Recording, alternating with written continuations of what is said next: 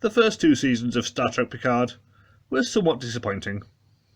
It was great to see Patrick Stewart again, and the brief appearances by other Next Generation characters were always a high point, but the new characters were unmemorable, and the storylines were messy and convoluted. But Season 3 has completely turned that around, bringing back all the old favourites and giving them an exciting story with plenty of great character moments for all. It may be the last we see of Picard, but at least he's gone out on a high. Right from the start, the season looks to correct the mistakes of the first two, with Picard and Riker boarding a Starship Titan, which will be their base for most of the episodes. And the storyline takes its time to reveal all its twists and turns, the first being that Picard has a son, and the second that he's being pursued by a mysterious enemy. The first few episodes bring back memories of Wrath of Khan, as Vadik and the Shrike hunt Picard and the Titan throughout the nebula, much as Khan went after the Enterprise in the movie. And at the same time we have the storyline of Picard getting to know his son, which gives Patrick Stewart a brand new relationship for his character to play.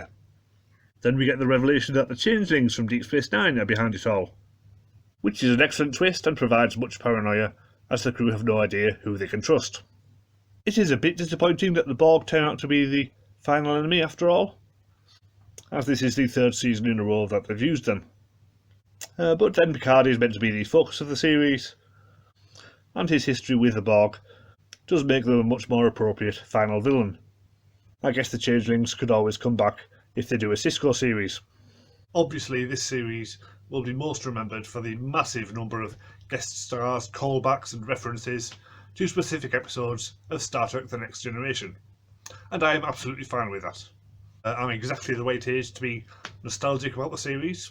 I'm the same age as the showrunner, Terry Matalas, so I'm exactly who this series was aimed at. I did watch the original Star Trek when it was on, but I didn't love it. I think I preferred the movies at the time. But then The Next Generation came out when I was 12 or 13 and I was hooked. This was my Star Trek crew, so seeing them all come together throughout this season was absolutely magical. Seeing all these characters come back for the first time since Nemesis, that would have been good enough.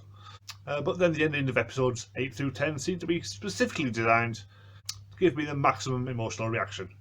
Episode 8, they're all sat around the same table for the first time in 20 years. Amazing. I didn't think anything could top that. Then episode 9, they bring back the Enterprise D, and they're all there on the bridge again in that familiar old set. It's wonderful.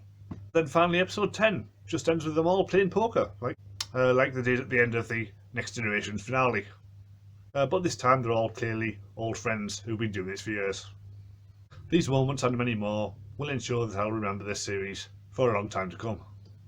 And incidentally, they seem to have learned the lesson from the Star Wars sequels, which brought back all the beloved old characters and then killed them off, so the new characters could save the universe, which everybody hated.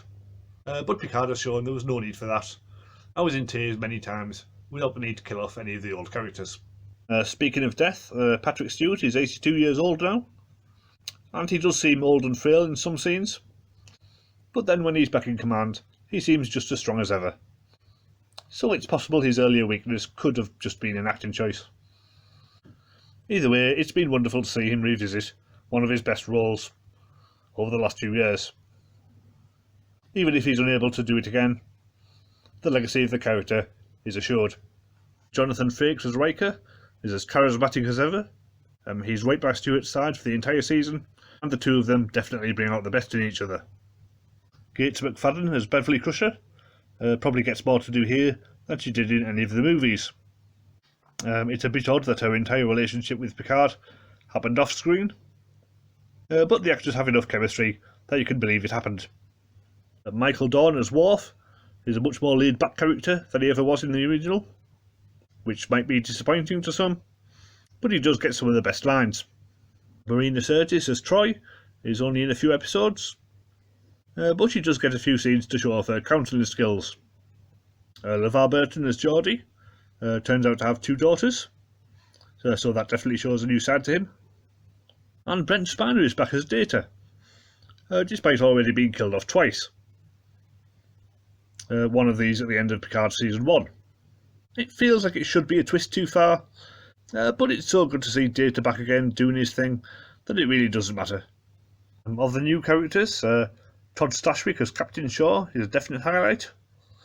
He's wonderfully grouchy and unimpressed by Picard and Riker, so he's definitely a memorable character, and it's a shame they have to kill him off. Jerry Ryan as 7 of 9 shows up as the first officer on the Titan crew, which was slightly unbelievable, as in the previous season she wasn't even in Starfleet. I guess Janeway must have pulled a few strings for her. But she fits in well, and she ends the season as captain of the Enterprise, which is certainly an intriguing status quo going forward.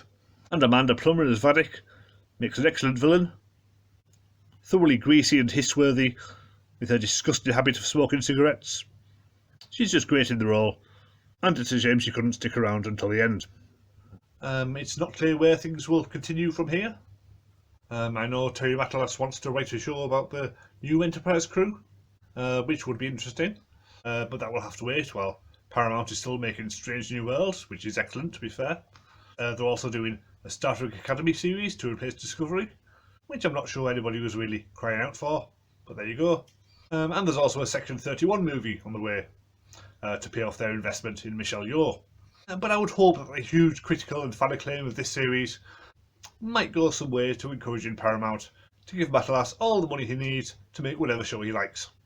And hopefully the next show can continue to have appearances by the crew of the Enterprise D, as well as cast members of Deep Space Nine and Voyager. So fingers crossed. Anyway, thanks for watching. I'm sure I'll be covering more Star Trek content on this channel as the years go by, so subscribe if you don't want to miss out. I'll see you next time.